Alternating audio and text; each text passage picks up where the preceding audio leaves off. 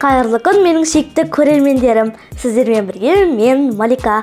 Менің арнама қош келдіңіздер. Бүгін біз сіздермен өте дәмді кекс жасайтын боламыз. Ең бірінші біз 2 жұмыртқаның үстіне қант қосамыз да миксермен жақсылап көбік болғанға шейін араластырамыз. Енді жұмыртқа мен қанттың үстіне айран қосамыз. Және де сары май қосамыз да. Тағы да жақсылап араластырамыз. Бір ескеретін жайт, сары май қатты ыстық болмауы керек. Егер де ол қатты ыстық болатын болса, біздің жұмыртқаларымыз пісіп кетеді. Мен сары майды алдын ала микроволновкаға ерітіп алдым. Енді біздің қант толықтай еруі керек.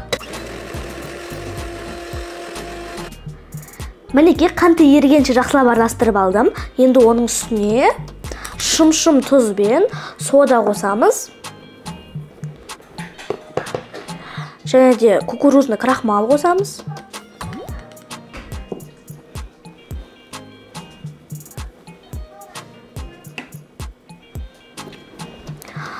Сосын аз-аздан ұнды қоса отырып, кекске арналған қамырды жасап аламыз.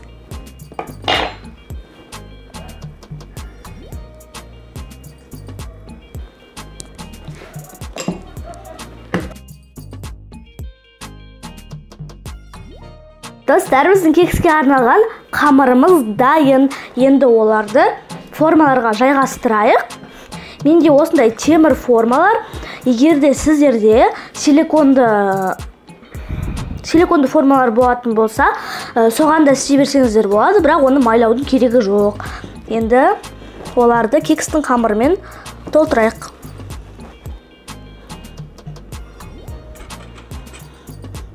Қатты толтырудың керегі жоқ, себебі олар пісіп жатқан кезде көтеріледі.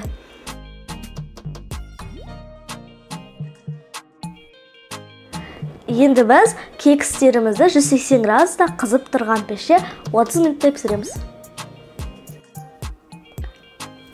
Сонымен достар, біздің кекстер дайын болды. Мен біреуін жеп көрдім, дәмі өте күшті шыққан. Сіздерге ортасын көрсетейін. Мінекей ортасы осылай болып шыққан, толықтай піскен. Маған рецепт ұнады. Сіздерге де ұнайды деген үміттемін. Егер де сіздерге де рецепт ұнаса, лайк басып, арнама тіркеліп, қоңыраушаны басып, комментарий қалдырып кетіңіздер. Ендеше ас дәмді болсын. Сау болыңыздар.